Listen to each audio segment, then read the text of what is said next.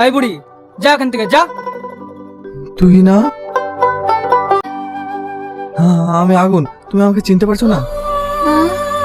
তুমি এতদিন পর, তাহলে আমাদের দেখা হয়েই গেল। এসব কথা ছাড়ো তো।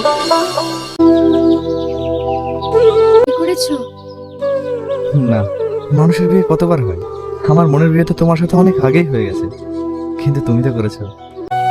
আর বিয়ে?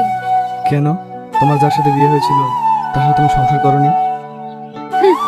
সংসার? যেদিন আমার আব্বা আমাকে জোর করে বিয়ে দেয় সেই রাতে।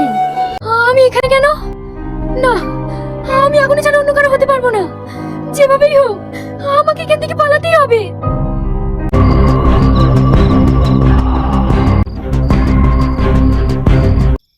রিয়াজ, রিয়াজ, কে? আমি তুই না। কি ব্যাপার, তুমি এখানে? তোমার তো এখন শ্বশুর বাড়িতে থাকার কথা, তুমি এখানে কি করছো?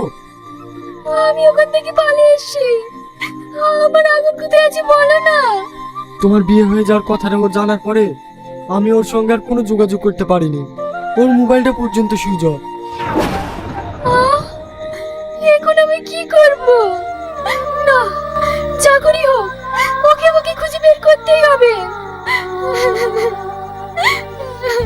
এরপর থেকে তোমাকে পাগলের মতো এদিক ওদিক খুঁজে বেরিয়েছি, কিন্তু কখনো ভাবিনি আজ 30 বছর পর আবার তোমার দেখা পাবো।